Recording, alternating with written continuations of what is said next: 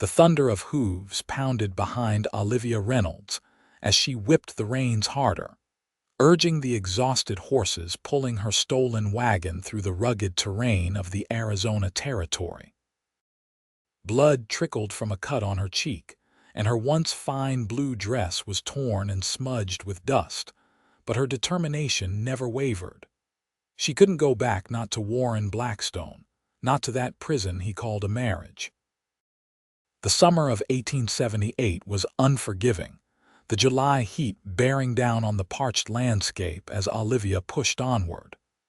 2 days earlier, she had made her escape from the Blackstone ranch while Warren was away on business. She'd taken only what she could carry, a small satchel of clothes, her mother's locket, and the money she'd secretly saved over the past year. Most importantly, she'd taken her freedom, but freedom came with a price. Warren's men had picked up her trail yesterday, and she could feel them closing in. The wagon, which she'd stolen from a livery in Phoenix after abandoning the horse she'd initially escaped on, was beginning to fail her. One wheel wobbled dangerously, threatening to snap at any moment. "Come on," she pleaded with the horses, her voice raspy from thirst. "Just a little farther." The terrain grew steeper as she approached a ridge, the path narrowing between towering rock formations. Her heart sank as she realized she might have made a fatal mistake. This route was taking her deeper into unfamiliar territory, not toward the railway station at Tucson as she'd planned. The wagon wheel hit a rock, and the vehicle lurched violently. Olivia cried out as she was nearly thrown from her seat. The horses whinnied in protest as she fought to regain control. Just as she steadied the team, a figure on horseback appeared at the top of the ridge ahead. Panic flooded her veins. Had Warren's men circled around to cut her off? She reached for the small revolver tucked in her boot, the one she'd stolen from Warren's desk before fleeing. Her hand shook as she grasped the weapon, but she would not be taken back alive. The rider approached at a steady pace, and as he drew closer, she realized he wasn't wearing the distinctive red bandanas that Warren's ranch hands favored. This man was tall and lean, his face partially shadowed by a wide-brimmed hat. His horse, a magnificent palomino, moved with graceful confidence across the uneven terrain. "Whoa there," the stranger called out, raising his hand in a non-threatening gesture. "That wagon's about to give out on you, madam." Olivia kept the gun trained on him. "Stay back." "I'm not afraid to use this." The man halted his horse about 20 feet away, assessing the situation with calm, intelligent eyes. "I don't doubt that for a second, but I'm not looking for trouble." He gestured behind her. "Those men chasing you, though they'll be coming around that bend in about 5 minutes by my estimation." Her breath caught. "How do you know I'm being chased?" A hint of a smile touched his lips. "Folks don't usually drive wagons like they're in a horse race unless there's good reason." He touched the brim of his hat. "Isaac Blackburn, madam. Most folks just call me Ike." Olivia hesitated, the gun still aimed at his chest. "How do I know you're not one of them?" "You don't," he said simply. "But that wheel's about to snap clean off, and when it does, you'll be sitting in plain sight when those riders come through. I know a better way, a route they won't follow." The wheel creaked ominously, as if emphasizing his point. Olivia glanced back at the trail behind her, then at the stranger. Everything about him screamed danger, from his weathered appearance to the confident way he sat his horse. But there was something in his eyes, a steadiness that made her want to trust him. "Why would you help me?" she asked. "Let's just say I've got no love for men who chase women across the territory." He shifted in his saddle. "But we need to move now if you want to disappear." The sound of distant hoofbeats made the decision for her. Olivia lowered the gun. "Lead the way, Mr. Blackburn." Isaac nodded, turning his horse. "Leave the wagon. It's just slowing you down. Can you ride?" "I was born on the back of a horse," she replied, gathering her satchel. He guided his palomino alongside the wagon and extended his hand. Olivia hesitated only a moment before taking it, allowing him to pull her up behind him. His hand was calloused but gentle, and she felt an unexpected flutter in her stomach as she settled onto the horse behind him. "Hold tight," he instructed, and without waiting for a response, he urged the horse forward, away from the main trail and toward a narrow gap between two towering rock formations. The palomino moved with surprising agility, navigating the rocky terrain with confidence. Olivia clung to Isaac's waist, the unfamiliar intimacy of their position making her cheeks flush despite their dire circumstances. "There's a creek about 3 miles ahead," Isaac explained as they rode. "We'll follow it upstream to cover our tracks. There's a place I know where we can rest and plan your next move." "Thank you," Olivia said, the words feeling inadequate. "I'm Olivia Reynolds. Running from something or someone, Miss Reynolds," she stiffened slightly. "Someone. My husband, or rather, the man who thinks he owns me." Isaac nodded, not pressing for details. "Well, whoever he is, he's hired some determined men. They've been combing this area for 2 days." This news sent a chill through Olivia. "How do you know that?" "I've been watching them. I don't like strangers on my range, especially not the kind who ride hard and ask sharp questions." They fell silent as Isaac guided the horse through increasingly difficult terrain. The sun beat down mercilessly, but Olivia found herself drawing strength from the solid presence of the man before her. After nearly an hour of riding, they reached a small creek cutting through the landscape like a silver ribbon. Isaac guided the palomino into the shallow water. "This will hide our trail," he explained. "We'll follow it about 2 miles upstream." They traveled in the creek bed, the cool water splashing around the horse's legs. Olivia felt her tension gradually easing as they put more distance between themselves and her pursuers. "There," Isaac pointed eventually, indicating a small trail that wound up from the creek into a stand of cottonwoods. "That leads to a place where we can rest." The trail took them to a small, hidden valley nestled between rocky outcroppings. A simple cabin stood at its center, weathered but well-maintained. Behind it was a small corral and a lean-to shelter. "Is this your home?" Olivia asked as Isaac helped her dismount. "One of them," he replied cryptically. "I move around." He led the horse to the corral and began removing its tack. "There's water in the barrel by the door. Go ahead and refresh yourself. You look like you could use it." Gratitude washed over Olivia as she approached the cabin. The interior was sparse but clean: a table with 2 chairs, a small cook stove, a narrow bed in the corner, and shelves holding books and supplies. It was a far cry from the opulent prison she had fled, but to Olivia, it looked like paradise. She dipped a tin cup into the water barrel and drank deeply, the cool liquid soothing her parched throat. Using a kerchief, she wiped the dust and dried blood from her face, wincing as she touched the cut on her cheek. Isaac entered a few minutes later, carrying her satchel. "Your things," he said, setting it on the table. "Hope you don't mind, but I checked to make sure you weren't carrying anything that might attract unwanted attention." She should have been offended, but she understood the precaution. "And did you find anything concerning, Mr. Blackburn?" "Just a fair bit of money and some personal items." He hung his hat on a peg by the door, "and a very nice revolver that you clearly didn't purchase yourself." Olivia lifted her chin. "I took what was owed to me." Isaac studied her for a long moment, then nodded. "Fair enough." He moved to the stove and stoked the embers. "You should eat something. Then you can tell me what kind of trouble has you stealing wagons and running for your life."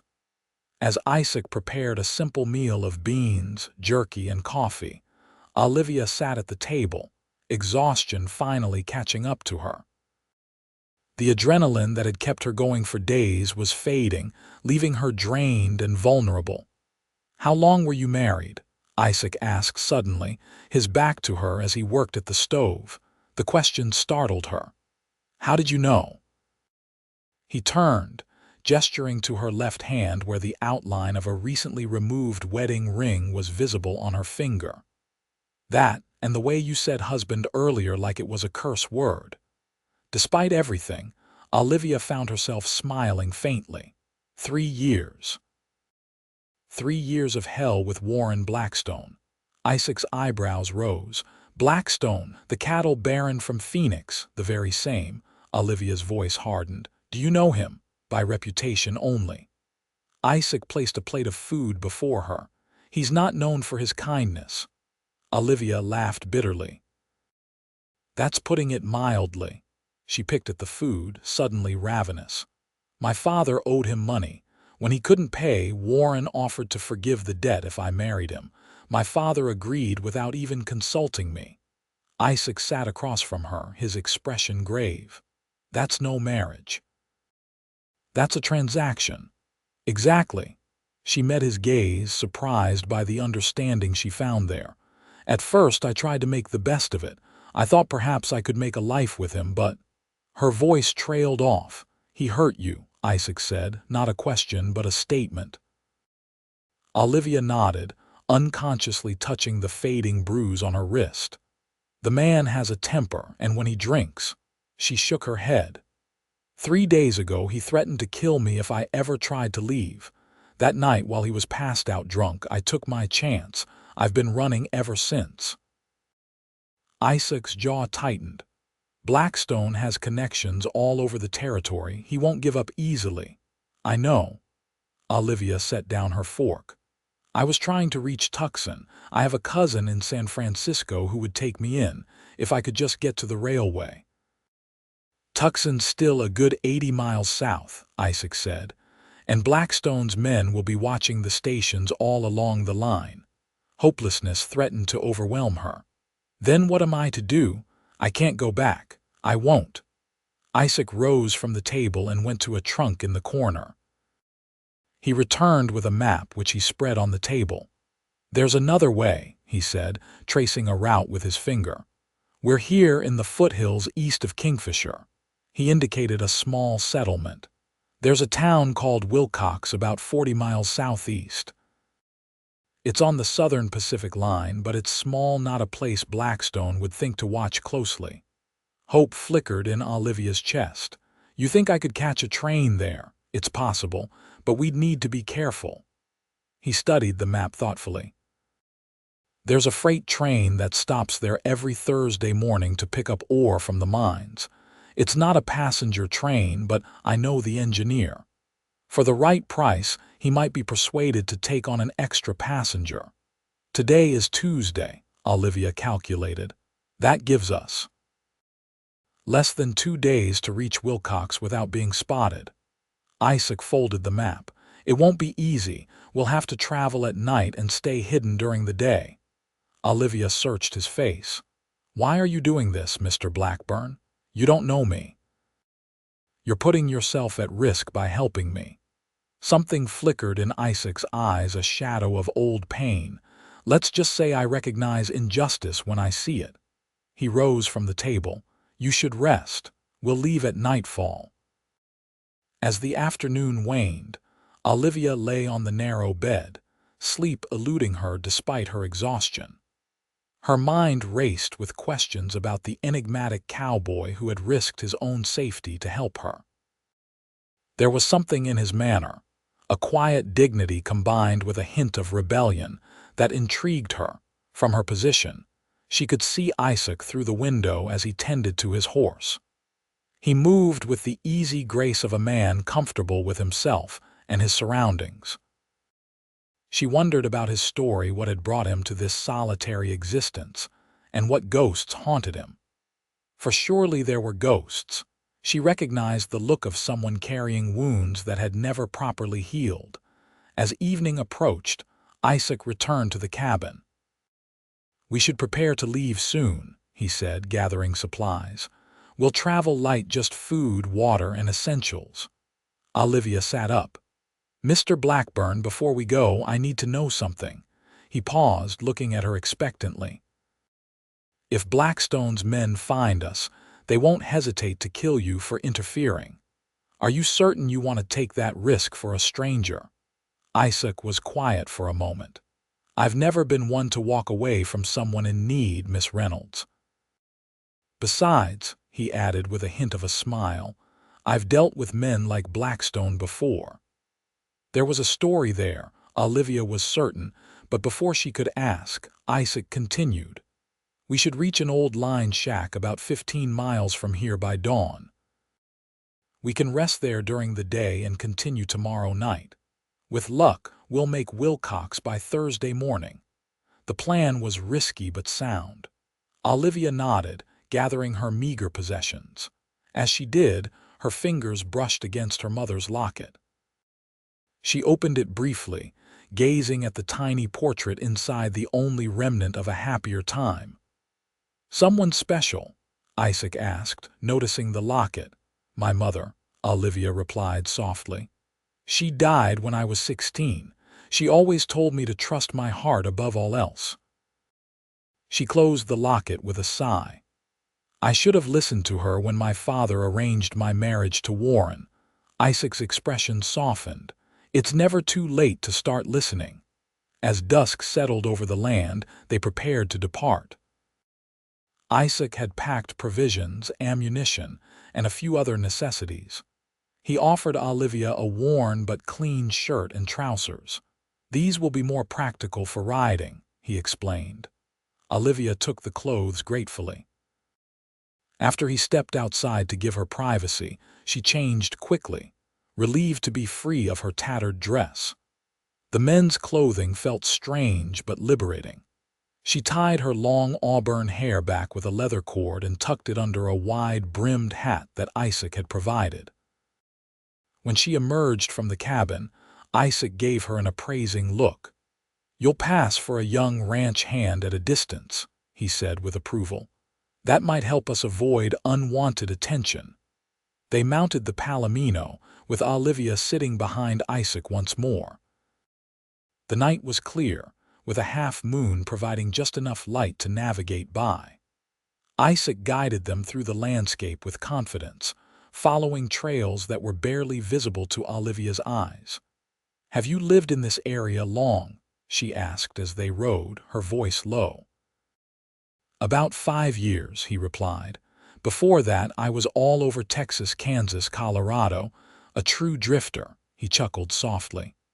I prefer to think of it as being free to go where I'm needed. And where were you needed? Isaac was quiet for a moment. After the war, I rode with the U.S. Marshals for a while, tracked outlaws, protected witnesses, saw things that made me question the badge I was wearing. So you left. I decided I'd rather follow my own conscience than someone else's orders. There was no bitterness in his voice, just a matter-of-fact acceptance. Now I work when I need money, driving cattle, breaking horses, guiding travelers through difficult country. Is that what you're doing now, guiding a traveler? She felt rather than saw his smile. Something like that.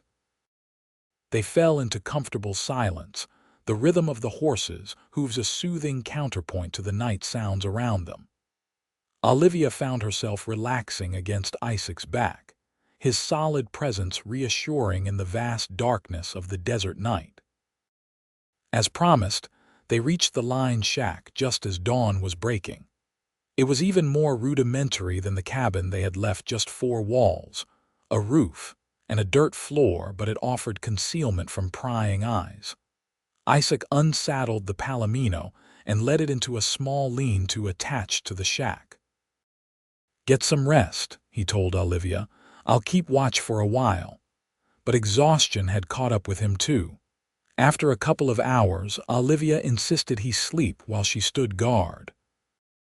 To her surprise, he agreed, stretching out on his bedroll while she sat by the single small window, her borrowed revolver within easy reach. As Isaac slept, Olivia studied him. In repose, his face looked younger, the lines of vigilance smoothed away. His dark hair, streaked with the occasional silver strand, fell across his forehead, and she resisted the unexpected urge to brush it back. What was happening to her? 2 days ago, she had sworn never to let another man close to her. Yet here she was, finding herself drawn to this stranger who had come to her aid. Perhaps it was just gratitude or the heightened emotions that came with danger. Whatever it was, she couldn't afford to indulge it. Once she reached San Francisco, she would start a new life alone. The day passed slowly, the heat building inside the small shack despite their efforts to keep it cool. They spoke little, both aware of the need to conserve energy for the night's journey. As twilight approached, they prepared to depart once more. "We'll need to cross open country tonight," Isaac explained as they mounted up. "It's faster but riskier. Keep your eyes sharp." The terrain changed as they rode southeast, the rocky foothills giving way to open desert dotted with saguaro and kala cactus. The vastness of the landscape under the star-filled sky made Olivia feel both insignificant and strangely free. They had been riding for several hours when Isaac suddenly reined in, his body tensing. "What is it?" Olivia whispered, instantly alert. "Riders," he murmured. "About half a mile back. Could be nothing, but we can't take chances." He urged the palomino off the trail and into a dense stand of mesquite. They dismounted quickly, and Isaac led the horse deeper into the thicket. Crouching low, they waited, scarcely breathing. The sound of approaching horses grew louder. Through the branches, Olivia could make out 3 riders moving at a steady pace along the trail they had just left. As they drew closer, the moonlight revealed the red bandanas Warren's men. "They're following our trail," Olivia whispered, fear clutching at her throat. Isaac nodded grimly. "The ground's too hard for clear tracks, but they're good trackers." The riders paused not 20 yards from their hiding place, studying the ground. "Trail's gone cold," one of them said, his voice carrying clearly in the night air. "Can't have gone far," another replied. "Boss says she's heading for Tucson, likely trying to catch the train." "We should split up," the third suggested. "Peterson, you continue south. Johnson and I will cut east toward Wilcox, just to be sure." Olivia's heart sank. They had guessed her alternative route. The riders separated, 2 of them heading in the direction of Wilcox. Olivia and Isaac remained hidden until the sounds of hoofbeats had faded completely. "They know," Olivia said, despair evident in her voice. "They'll be watching Wilcox now." Isaac's face was grim as he helped her mount the palomino. "We need a new plan." They rode in a different direction, northeast, away from both Tucson and Wilcox. Olivia's mind raced with diminishing options. Where could she go? How could she escape the net that Warren was casting across the territory? "There's a place," Isaac said finally, breaking the tense silence. "A ranch about 30 miles from here, owned by a friend of mine. We can rest there and figure out our next move. Can your friend be trusted?" "With my life," Isaac replied without hesitation. "And now with yours." They rode through the remainder of the night, changing direction several times to confuse any pursuers. By dawn, they had reached a small stream where they paused to rest and water the horse. As Olivia splashed cool water on her face, she caught Isaac watching her with an expression she couldn't quite decipher. "What?" she asked, suddenly self-conscious. "You're remarkable," he said simply. "Most people would have broken down by now." The unexpected compliment warmed her. "I've had 3 years to build my strength," she replied. "Every day with Warren was a test of endurance." Isaac moved closer, his eyes serious. "May I ask you something, Miss Reynolds? After all we've been through, I think you can call me Olivia." A smile touched his lips.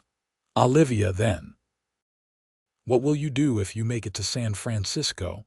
What kind of life are you seeking?" The question caught her off guard. In her desperate flight, she had thought only of escape, not of what might come after. I don't know exactly. My cousin runs a bookshop. Perhaps I could help there. I've always loved books. And is that enough for you? Working in a bookshop? It would be honest work, she said defensively. And peaceful. Peace is no small thing, he agreed. I just wonder if you've considered all your options. Before she could ask what he meant, he turned away, checking their surroundings with practiced vigilance. We should move on. We can reach Jim's ranch by midday if we push. They continued their journey as the sun rose higher, the heat becoming increasingly oppressive. Olivia felt herself growing drowsy, her body swaying slightly with the motion of the horse. Hold on, Isaac said, his arm reaching back to steady her. Not much farther now. The contact jolted her awake, sending an unexpected thrill through her weary body. She straightened, trying to focus on the landscape around them rather than the man whose warmth she could feel against her chest. Finally, they crested a small rise, and a ranch came into view in the valley below. It was modest but well kept, with a main house, a barn, and several corrals containing horses and cattle. That's Jim Walker's place, Isaac said. He's a good man. Fought for the Union in the war, same as I did. He settled here with his wife Maria about 10 years ago. As they approached the ranch, a tall man with graying hair emerged from the barn, shading his eyes against the sun. When he recognized Isaac, a broad smile split his weathered face. "Ike Blackburn, you old wolf," he called out. "What brings you to these parts?" Isaac dismounted, helping Olivia down before clasping the man's hand warmly. "Need a favor, Jim. This is Olivia Reynolds. She's in a tight spot, and we need a place to lay low for a day or two." Jim's keen eyes took in Olivia's disguise and Isaac's protective stance. Understanding dawned in his expression. "Any friend of Ike's is welcome here," he said, tipping his hat to Olivia. "Come on inside. Maria will fix you something to eat." The ranch house was cool and inviting, with simple furnishings and the delicious aroma of cooking filling the air. Maria Walker, a handsome woman with kind eyes, welcomed them without questions, immediately setting about preparing a meal while Jim tended to the palomino. Over a hearty lunch of stew and freshly baked bread, Isaac explained their situation, omitting only the specific details of who was pursuing them. Jim and Maria listened attentively, their faces growing serious. "You're welcome to stay as long as you need," Jim said when Isaac had finished. "But you should know there's been riders asking questions all through these parts, offering rewards for information about a woman matching your description, Miss Reynolds." Olivia's heart sank. "Warren's casting a wide net." "This Blackstone fellow," Maria said, "he must have considerable resources to mount such a search." "He's one of the wealthiest men in the territory," Olivia acknowledged bitterly, "and he has friends in high places." Jim exchanged a look with his wife. "We have a cellar where we could hide you if anyone comes calling. It's not comfortable, but it's secure." "Thank you," Olivia said sincerely. "I don't know how I'll ever repay your kindness." "No need for that," Maria replied, patting her hand. "Now you both look exhausted.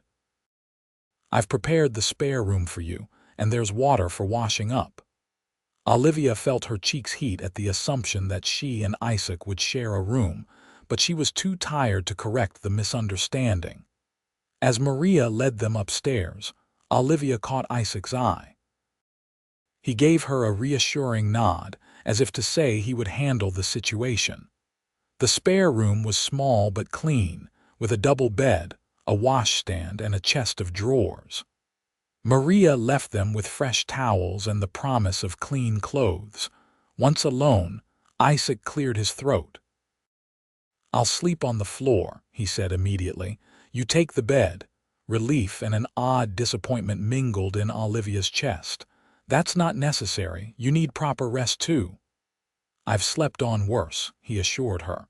"Besides, we may need to move quickly if trouble finds us. I'd rather be alert." She wanted to argue but found herself swaying with exhaustion.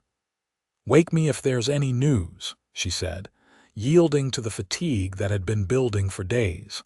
Isaac nodded, then tactfully stepped out to allow her privacy for washing up. When he returned, Olivia was already fast asleep on top of the covers, her face peaceful in repose. Quietly, he draped a light blanket over her, then settled himself on a makeshift pallet on the floor. Olivia slept deeply for the first time in days, secure in the knowledge that Isaac was nearby. When she woke, the room was bathed in the golden light of late afternoon. She sat up, momentarily disoriented until she remembered where they were. Isaac was gone, but a clean dress had been laid out for her, likely borrowed from Maria. Olivia changed gratefully, relishing the feel of feminine clothing after days in men's attire. The dress was a bit large but comfortable, and she found a brush on the washstand to tame her tangled hair. Downstairs, she found Maria kneading dough in the kitchen. "There you are," the older woman said warmly. "Feeling better after some rest?" "Much, thank you," Olivia replied, looking around. "Where is Mr. Blackburn?" "He and Jim are out checking the perimeter," Maria explained, "making sure everything's secure." She gave Olivia an appraising look. "He cares for you, you know." Olivia felt herself flush. "We barely know each other. He's just being kind." Maria smiled knowingly. "I've known Isaac Blackburn for many years. Kind is something he is to everyone. The way he looks at you is something else entirely." Before Olivia could respond, the back door opened and Isaac and Jim entered, their expressions grim. "Riders coming," Jim announced. 6 of them, and they're heading straight for the ranch. Olivia's blood ran cold. "Warren's men," Isaac nodded. "Red bandanas." "They must have been tracking us or someone tipped them off." "The cellar," Maria said immediately, wiping her hands on her apron. "Quickly, both of you." Jim moved a rug aside, revealing a trapdoor in the kitchen floor. He lifted it, exposing a ladder descending into darkness. "It's not much, but it's well hidden. We use it for storing preserves and hiding from Apache raids." Isaac helped Olivia down the ladder, then followed, pulling the trapdoor closed above them.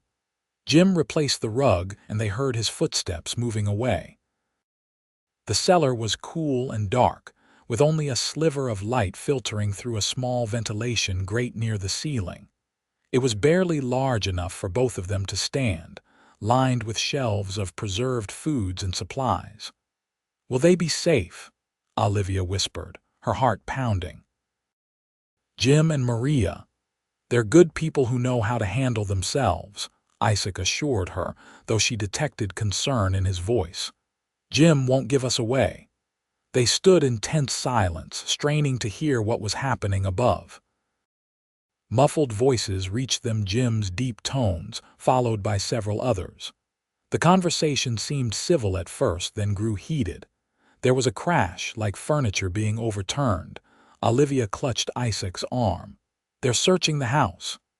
Isaac's hand covered hers, a reassuring pressure. "Stay calm," he whispered. "The cellar entrance is well concealed." Heavy footsteps moved across the floor above them, directly over the trapdoor. Olivia held her breath, pressing closer to Isaac in the confined space. His arm slipped around her waist, steadying her. The footsteps paused, then moved on. After what seemed like hours but was likely only minutes, they heard the front door slam, followed by the sound of horses riding away. Still, they waited, neither willing to move until they received some signal from their hosts. Finally, there was a pattern of 3 taps on the trapdoor, and Jim's voice called down, "All clear." Isaac climbed up first, then helped Olivia from the cellar. The kitchen was a mess, drawers pulled out, contents scattered, but Jim and Maria appeared unharmed if shaken. They weren't gentle with their questions, Jim said grimly. But they believed us when we said we hadn't seen anyone matching your description. They said they'd be back if they found out we were lying, Maria added, straightening a chair that had been knocked over. Isaac's expression darkened. We can't stay here. We're putting you at risk. Nonsense, Jim protested. Where would you go? They're watching all the roads, all the railway stations. There has to be another way, Olivia said desperately. A thoughtful look crossed Maria's face. There might be, she said slowly. My brother Miguel runs a freight wagon to Nogales once a month. He's leaving tomorrow morning. Nogales. That's on the Mexican border, Isaac mused. Exactly, Maria nodded. Once across the border, you could make your way west to catch a ship from a Mexican port. They'd never think to look for you there. Hope bloomed in Olivia's chest. Could your brother take us? It would be risky, Maria cautioned. His wagon will be checked at military outposts along the way, but Miguel is resourceful. He's helped people cross the border before. Isaac and Olivia exchanged looks. It wasn't the route they had planned, but it offered a chance at freedom that was rapidly disappearing elsewhere. We'll take it, Isaac decided. When can we meet your brother? He'll be passing about 5 miles south of here at dawn, Jim explained. There's a stand of cottonwoods by Coyote Creek. We can get you there before first light. As the walkers set about preparing for their departure, Olivia pulled Isaac aside. You don't have to come with me to Mexico, she said quietly. You've already risked so much. I couldn't ask you to leave your home, your country. Something flickered in Isaac's eyes, an emotion she couldn't quite name. My home is wherever I make it, he said. And right now, making sure you're safe is what matters to me. His words stirred something deep within her. Why? She asked. Why does my safety matter so much to you? Isaac was quiet for a long moment. Because from the moment I saw you driving that stolen wagon like your life depended on it, which it did, I knew you were someone worth fighting for, someone who deserved a chance at happiness. The sincerity in his voice made her breath catch. Before she could respond, Maria called them to dinner, and the moment passed, though the warmth of his words lingered. That night, as they prepared to sleep Olivia in the bed, Isaac again on his pallet on the floor, she found herself unable to settle. The events of the past days, the narrow escapes, and the uncertainty of what lay ahead all swirled in her mind. But more than that, she was acutely aware of Isaac's presence in the darkened room, of his steady breathing and the unspoken feelings that seemed to be growing between them. Isaac, she whispered. Yes, are you afraid? Of what might happen tomorrow? There was a pause. I found that fear doesn't help much in situations like this. Better to focus on what needs to be done. That's not an answer, she heard him shift position. I'm not afraid for myself, he said finally, but for you. Yes, I fear what might happen if Blackstone catches up to us. He won't stop looking for me, Olivia said, the realization settling heavily on her. Even if we make it to Mexico, he'll keep searching. His pride won't let him do otherwise. Then we'll keep moving, Isaac said simply, as far as we need to. The we didn't escape her notice. You speak as if you plan to stay with me. Another pause, longer this time. Do you want me to? The question hung in the darkness between them. Did she want him to stay? This man she'd known for mere days, yet who had risked everything to help her. This man whose presence made her feel safer than she had in years. Yes, she admitted softly. I think I do. She heard him exhale as if he'd been holding his breath. Then that settled. They fell silent after that, but something had shifted between them, an acknowledgement of feelings neither was quite ready to name but both recognized. They rose before dawn, preparing to leave while stars still dotted the sky. Jim had saddled 3 horses, 1 for himself as a guide, and 2 for Isaac and Olivia. Better if you each have your own mount from here on, Jim explained. "More flexibility if you need to separate." Maria provided them with provisions: dried meat, bread, canteens of water, and a small pouch of coffee. "Miguel will have more supplies in his wagon," she assured them. As they prepared to depart, Maria embraced Olivia warmly. "Be careful," she whispered, "and hold onto that man of yours. Good ones are hard to find." Olivia started to correct her, but found she didn't want to. Instead, she hugged the older woman tightly. "Thank you for everything." They rode out in the gray pre-dawn light, keeping to the shadows as much as possible. Jim led them south, away from established trails, following a route known only to those who had lived on this land for decades. The rendezvous point was exactly as Jim had described: a stand of cottonwoods beside a nearly dry creek. They arrived just as the eastern sky was beginning to lighten. Dismounting in the cover of the trees to wait, Jim checked his pocket watch. "Miguel should be here within the hour. I'll wait with you until he arrives." They settled in to wait, speaking little, all senses alert for any sign of danger.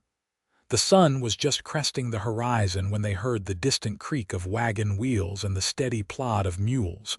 Jim smiled. "That'll be Miguel. Always on time, my brother-in-law." The freight wagon came into view, a large, canvas-covered vehicle pulled by 4 sturdy mules. The driver, a broad-shouldered man with a thick mustache, raised his hand in greeting when he spotted Jim. The wagon drew up beside the cottonwoods, and Miguel jumped down from the driver's seat. He embraced Jim warmly, then turned his attention to Olivia and Isaac. "So these are the travelers Maria told me about," he said, his accent slight but noticeable. "Welcome, friends. I understand you seek passage to Nogales." Isaac stepped forward, extending his hand. "We're grateful for your help, sir." Miguel shook his hand firmly. "Any friend of Jim and Maria is welcome, but I must warn you the journey will not be easy. There are checkpoints along the way, and your description," he nodded to Olivia, "has been circulated widely." "We understand the risks," Olivia assured him. Miguel nodded thoughtfully. "I have a solution, though you may not like it." He gestured to his wagon. "I transport goods for merchants on both sides of the border, textiles, spices, and—" He smiled slightly. "Occasionally passengers who prefer not to be seen." He led them to the rear of the wagon and pulled aside the canvas. The wagon was packed with crates and barrels, but Miguel pointed to a space in the center where a false compartment had been built into the floor.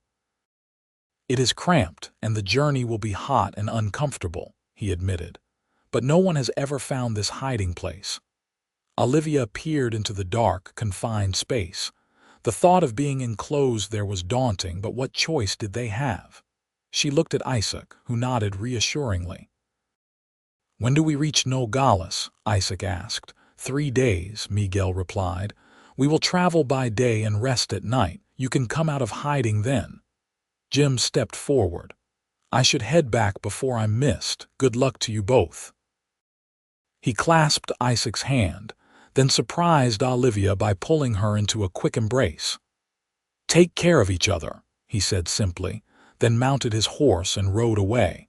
Miguel helped them arrange their few possessions in the wagon, then showed them how to enter the hidden compartment. "We must go now," he said. "There is a checkpoint about 10 miles south, and I want to reach it before midday." Isaac helped Olivia into the compartment first, then followed, their bodies pressed close in the confined space. Miguel secured the false floor above them, then covered it with crates that had been strategically designed to leave small air gaps. "Remember, absolute silence at the checkpoints," was his final instruction before they heard him climb onto the driver's seat. With a jolt, the wagon began to move. The compartment was indeed cramped, barely large enough for 2 people to lie side by side. Olivia found herself partially atop Isaac, her head resting on his chest. In other circumstances, such intimacy would have been scandalous, but survival had a way of rendering social conventions meaningless.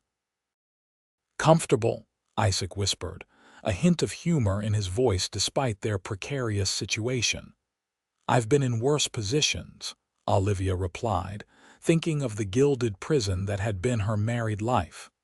"At least now I'm choosing my confinement." His arm tightened around her. "We'll make it through this. 3 days to Nogales, then a new start." The wagon rolled on, the motion sometimes gentle, sometimes jarring as they traversed uneven terrain. The heat built quickly, making the cramped space stifling. Sweat trickled down Olivia's temple, but she didn't complain. Each mile took them farther from Warren and closer to freedom. They spoke little, conserving energy and air, but the silence wasn't uncomfortable. There was something profoundly intimate about their shared confinement, a trust that transcended words. After several hours, the wagon slowed, then stopped. They heard voices, Miguel's friendly greeting, then another man's brusque questions. The checkpoint. Olivia held her breath as footsteps approached the rear of the wagon. The canvas was pulled back, and she felt Isaac's body tense beneath her. Someone climbed into the wagon and they could hear crates being shifted above them. "What's in these barrels?" a voice demanded. "Agave spirits for the cantina in Nogales," Miguel replied easily. "Would you care for a taste, officer? Finest in the territory." There was a pause, then a chuckle. "Perhaps on my return journey, Senor Vega. You may proceed." The inspection continued for several more minutes, with the officer moving crates and opening a few for inspection. Finally, he jumped down from the wagon. "Safe travels," they heard him say, and then the canvas was replaced and the wagon began moving once more. Olivia exhaled slowly, her heart pounding. Isaac's hand found hers in the darkness, squeezing gently. "One down," he whispered. "We'll face worse before Nogales, I expect." He was right. Over the next 2 days, they endured the stifling heat of their hiding place, emerging only at night when Miguel made camp in isolated locations.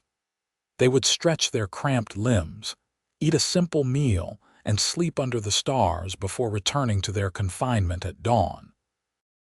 During one of these nights, as they sat beside a small fire that Miguel had deemed safe to light, Olivia found herself studying Isaac's profile in the flickering light. The past days had revealed his character to her more clearly than months of conventional acquaintance could have done. His courage, his integrity, his gentle strength, all had become precious to her. "What will you do?" she asked suddenly. "After Nogales," Isaac looked up from the coffee he was brewing. "That depends." "On what?" His eyes met hers across the fire. "On what you want, Olivia." The directness of his answer took her breath away. I'm not sure what I want anymore. For so long my only goal was escape. I never thought beyond that. And now," she considered the question carefully, "now I think I want more than just freedom from Warren. I want a life that's truly mine. A home, perhaps, work that matters." She hesitated. "People who matter," Isaac nodded slowly. "Those are good wants. What about you?" she pressed. "What do you want, Isaac?" He was quiet for a long moment, pouring the coffee into tin cups before answering. "For years, I've been a man with no fixed star, moving where the wind took me, answering to no one. It suited me, or so I thought." He handed her a cup, his fingers brushing hers. "But lately, I've been thinking I might like to set down some roots, find a place worth staying for." The implication hung between them, unspoken but understood. Olivia felt a warmth that had nothing to do with the fire or the coffee spreading through her chest. "Perhaps," she said softly, "we could find such a place together." A smile touched his lips, not the guarded half-smile she had grown accustomed to, but something genuine and hopeful. "Perhaps we could." Miguel, who had been tactfully busying himself with the mules, rejoined them. "We should reach Nogales by tomorrow afternoon," he announced. "Once there, I have a friend who can provide lodging while you arrange your onward journey." "Thank you, Miguel," Isaac said. "We owe you more than we can repay." The Mexican waved away his words. "Maria would never forgive me if I did not help. Besides," he added with a wink, "I have always enjoyed outwitting authorities on both sides of the border. Their final day of travel was the most tense." Miguel had warned them that the checkpoint just north of Nogales was more thorough, with officers specifically looking for fugitives trying to cross into Mexico. As predicted, when they reached the checkpoint, the inspection was rigorous. The wagon was completely unloaded, each crate and barrel examined. Olivia and Isaac lay perfectly still in their hiding place, scarcely daring to breathe as boots moved inches above their heads. "What's this?" a voice asked suddenly. "Dried herbs and spices for the market in Nogales," Miguel replied smoothly. There was a pause, then the sound of sniffing. "Smells like sweat to me." Olivia's heart nearly stopped. Isaac's arm tightened around her protectively. "Of course it does, officer," Miguel laughed. "I've been driving this wagon for 3 days in the summer heat. Everything smells of sweat, including me." There was a moment of tense silence, then a grudging chuckle. "True enough. Reload your wagon, Vega, and next time consider a bath before the checkpoint." It took nearly an hour for the wagon to be reloaded and cleared to continue. When they finally moved on, Olivia felt tears of relief sting her eyes. Isaac's hand found hers in the darkness, holding it tightly as the wagon rumbled toward their destination. By late afternoon, they felt the wagon slow and turn several times, navigating what must have been the streets of Nogales. Finally, it came to a complete stop, and they heard Miguel's voice. "We are here, my friends. It is safe to come out." The false floor was removed and light flooded their hiding place. Isaac emerged first, then helped Olivia up. After days in confinement, they were stiff, dirty, and exhausted, but the sight that greeted them made it all worthwhile. They were in a small courtyard surrounded by adobe walls, with a modest house on one side. A fountain played in the center, the sound of water almost unbearably enticing after their dusty journey. And all around them, the unmistakable sights and sounds of Mexico they had crossed the border. "Welcome to my cousin Luis's home," Miguel said proudly. "You will be safe here while you rest and make your plans." Luisa, a handsome woman of middle years, welcomed them warmly, showing them to a small but clean room where they could wash and rest. "You are welcome to stay as long as you need," she assured them in accented English. Later that evening, refreshed after baths and a hearty meal, Olivia and Isaac sat in Luis's courtyard, enjoying the cool night air. For the first time since their flight began, there was no immediate danger, no need to keep moving. "It's strange," Olivia mused, "to sit still without fear." Isaac nodded, understanding perfectly. "Freedom takes some getting used to." "Is that what we have now, freedom?" He considered the question. "Blackstone won't give up easily, but he has no authority here in Mexico, and with each day, each mile we put between us and Arizona, his reach diminishes." Olivia touched the locket at her throat, a habit when she was thoughtful. "I never imagined my escape would bring me here, or that it would bring me to you." Isaac's eyes held hers. "Fate has strange ways of leading us where we need to be." "Do you believe in fate, Isaac?" "I believe some things are meant to be, yes, though we still have to choose them." The weight of his words settled between them. Olivia knew he wasn't speaking just of their escape, but of what had grown between them during these days of danger and trust. "Miguel says there's a ship leaving for San Francisco from Guaymas in 2 weeks," she said. "We could book passage." "We could," Isaac agreed, "or we could consider other options." "Such as?" He leaned forward, his expression earnest. "Miguel's brother has a small ranch about 50 miles south of here. Good land, good water. He's looking for a partner, someone with experience raising horses." Olivia's breath caught. "You're considering staying in Mexico." "I'm considering staying with you," Isaac corrected gently. "Whether that's in Mexico, California, or wherever else you want to go." The directness of his declaration left no room for misunderstanding. Olivia felt her heart race, not with fear as it had so often in recent days, but with a different emotion entirely. "Isaac," she began, then faltered, uncertain how to express the tumult of feelings within her. He reached across the small table between them, taking her hand in his. "I know it's fast, Olivia. I know we've known each other only days. But sometimes, life's most important truths reveal themselves in moments of crisis." "And what truth has been revealed to you?" she asked softly. His thumb traced gentle circles on her palm. "That I've spent years wandering, never finding a place that felt like home, until I found you." The simple honesty of his words moved her deeply. "I've spent years trapped," she replied, "never believing I could find freedom, until you showed me the way." Isaac stood, drawing her to her feet and into his arms. Under the star-filled Mexican sky, he kissed her for the first time, a tender, questioning kiss that held both passion and promise. When they parted, Olivia knew with sudden clarity what she wanted. "Let's see this ranch," she said. "Perhaps it's the place where both of us can finally stop running." Isaac's smile held all the warmth of the future they might build together. "Perhaps it is." 2 weeks later, they stood on a hilltop overlooking a valley where a small adobe ranch house nestled among cottonwood trees. A stream ran through the property, and in the corrals nearby, several fine horses grazed peacefully. "It needs work," Isaac acknowledged, his arm around Olivia's waist. "The house especially, but the land is good and the water rights are secure." Olivia leaned against him, taking in the vista before them. "It's beautiful. I can see why Miguel's brother was reluctant to leave it.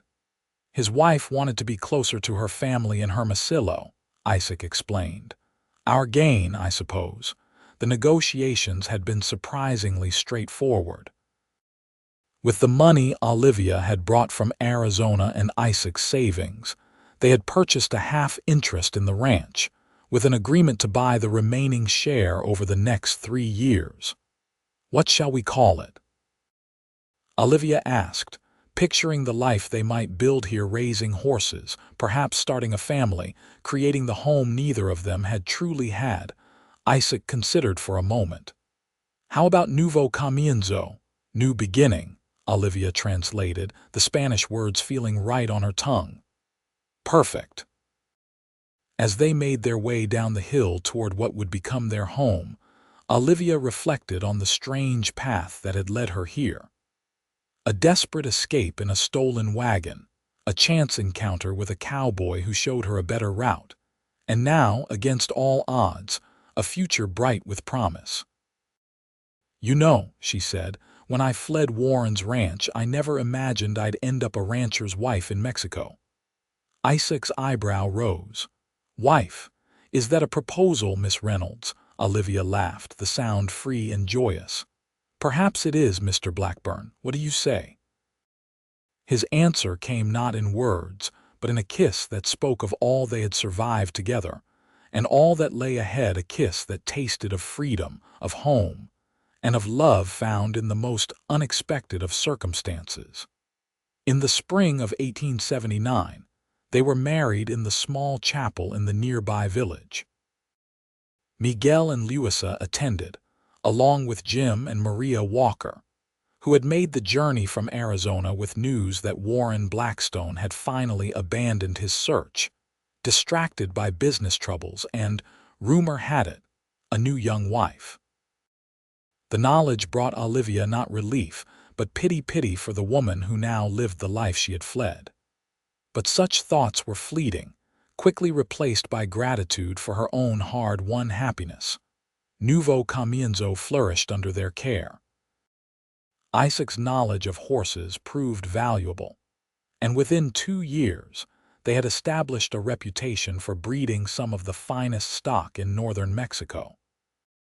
Olivia, to her surprise, discovered a talent for business, keeping the ranch's accounts and negotiating sales with a shrewd intelligence that impressed even the most skeptical buyers. In the winter of 1881, their family grew with the birth of their son, James, named for the friend who had helped save them. 2 years later, they welcomed a daughter, Elena Maria, whose arrival coincided with the final payment on the ranch, making it entirely their own. Life was not without challenges: droughts, difficult births among the horses, occasional bandits testing the ranch's defenses, but each challenge faced together only strengthened the bond between them. And each evening, as they sat on the porch of their home, watching the sunset paint the hills in gold and crimson, they counted themselves fortunate beyond measure. On the 5th anniversary of their arrival at Nuevo Comienzo, Isaac presented Olivia with a gift: a small wooden box carved with intricate patterns. "What's this?" she asked, turning the beautiful object in her hands. "Open it," he urged.